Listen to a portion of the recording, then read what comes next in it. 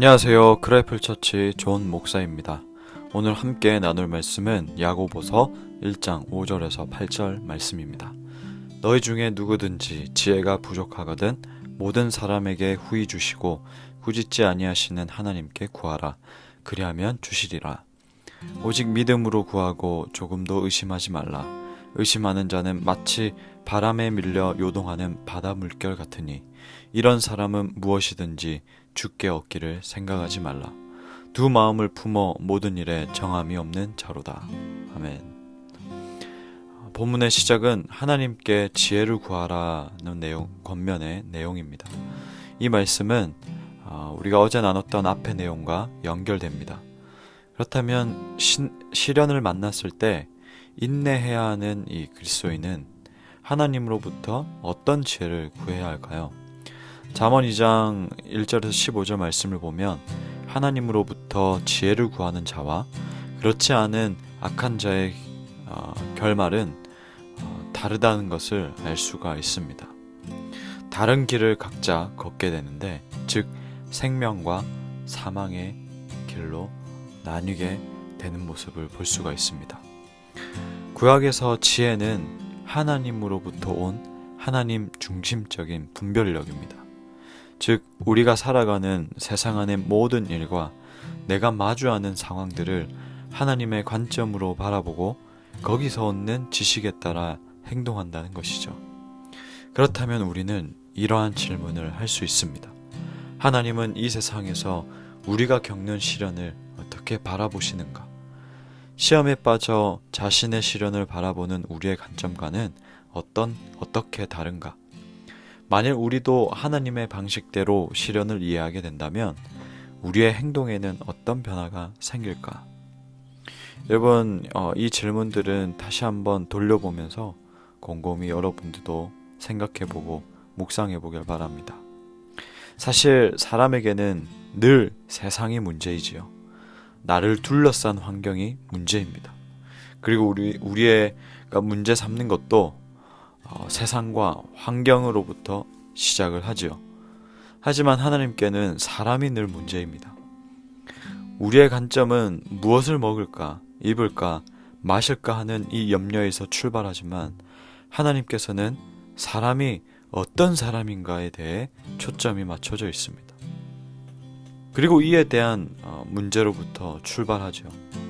전날에 나눈 내용처럼 온전하고 구비하여 부족함이 없는 하나님의 사람으로 만들어져 가고 있는가, 되어져 가고 있는가, 세워져 가고 있는가, 이런 부분을 하나님께서는 초점을 맞추고 있다는 것이죠.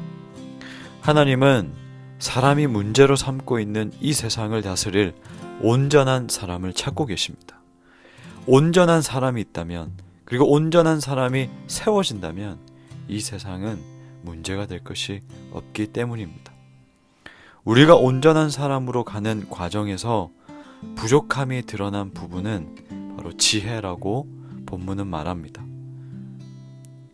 내가 겪는 이 일을 통해 하나님은 무엇을 하고자 하시는 걸까? 이 하나님의 뜻을 아는 지혜를 구하라라고 본문은 말합니다. 다시 한번 말씀드리면 이 구약시대 전통에서 지혜는 옳고 그른 것, 선과 악을 구별하여 이를 깨달아서 선을 택할 수 있게 하는 도덕적인 분별력을 의미하는데, 내가 무엇 때문에 시험에 빠지게 되었는지, 내가 겪는 이 상황을 어떠한 자세와 마음으로 해결해야 하는지 하나님께 구해야 할 충분한 이유가 되는 것이죠. 하나님으로부터 답을 구하지 않고서는 그 어떤 것도 옳은 것, 선한 것을 택할 수 없기 때문입니다. 아무리 좋아 보이는 것도, 혹여나 내가 선택한 것이 아무리 좋게 되고 잘 되었다 할지라도 그것이 하나님께 구하고 하나님께 간구한 것으로부터 나온 것이 아니라 그냥 내가 선택하고 나의 기준에 내가 생각하기에 좋은 것으로부터 나온 것이라면 그것은 아니라는 겁니다. 본문 5절에 후히 주신다는 이 표현을 통해서 하나님은 우리가 가늠할 수 없을 정도로 부유하신 분이시고 순전하시고 넉넉히 주시는 분이라는 것을 말해주고 있는데요. 인색하고 까다롭고 주기를 꺼려하는 당시 시대에 탐욕이 많은 부자들과는 전혀 다른 모습이죠. 오늘날도 마찬가지입니다. 욕심이 가득하고 거기다가 악함까지 있는 그런 부자들과는 전혀 다른 모습이라는 것을 말해줍니다. 물론 오해가 없으시길 바랍니다. 부자들이 악하다라는 것이 아니라 악함과 탐욕이 가득한 부자를 말하고 있는 겁니다. 이러한 하나님께 야고보는 의심하지 말고 구하라고 말합니다. 6절의 의심은 다른 사람과 논쟁하다, 다른 사람과 언쟁을 벌이다 라는 이 맥락에서 사용하는 단어입니다. 본문의 이 단어의 개념을 대입하면 후히 주시는 하나님을 의심하는 것은 마음이 나뉜 사람이며 하나님을 향한 태도가 일관성 없는 사람이 된다는 것이죠.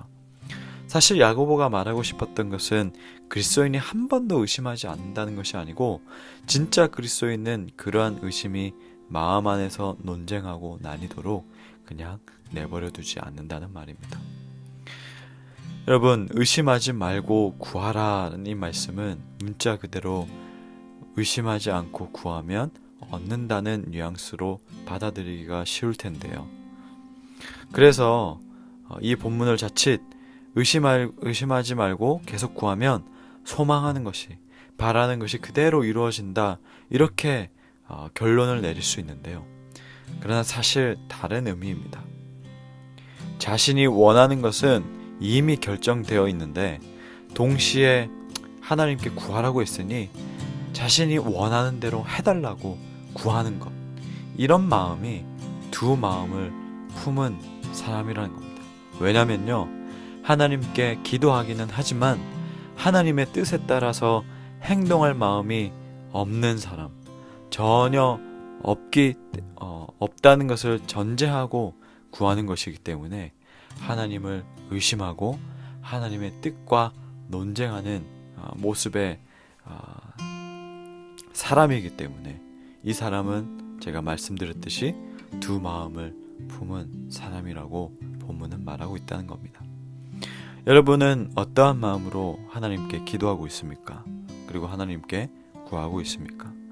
그리고 후히 주시는 하나님으로부터 오는 지혜를 구체적으로 간구하고 있습니까? 인생의 문제는 다양하겠으나 우리 주님만이 길이요 진리요 생명이라고 하셨습니다. 하나님은 초월하신 하나님이시지만 그렇다 해서 저 멀리 계시지 않습니다. 토기장이 손에 진흙이 있는 것처럼 우리의 삶도 그분 안에 있습니다. 하나님께 답이 있습니다. 후히 주시는 하나님은 의심과 투쟁하며 지혜를 구하러 오는 우리를 외면하시지 않습니다. 여러분, 너무 돌아가지 마십시오. 길은 하나입니다. 이 하나님의 길로 오시기를, 그리고 이 하나님의 길로 계속해서 걸어가시기를 주님의 이름으로 축복합니다. 하나님 아버지, 하나님은 후히 주시고 꾸짖지 아니하시는 하나님이라고 말씀하셨습니다. 순전함으로 정말 주시기를 기뻐하시는 그 하나님께 지혜를 구하게 하여 주옵소서. 하나님, 우리가 온전한 사람으로 나아가는 이 과정에서 우리의 부족함이 참 많이 있는데 그중 가장 부족한 것이 드러나는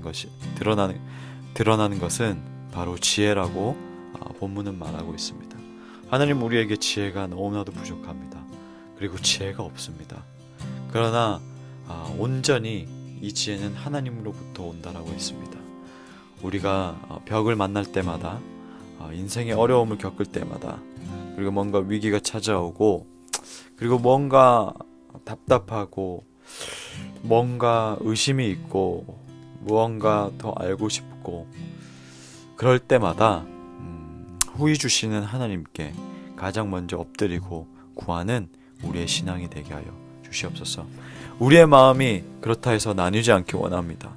내가 생각하고 내가 마음 먹은 것은 따로 있는데 그 마음을 그대로 감춘 채로 하나님 앞에 나와서 간구하는 자가, 외식하는 자가 되지 않길 원합니다.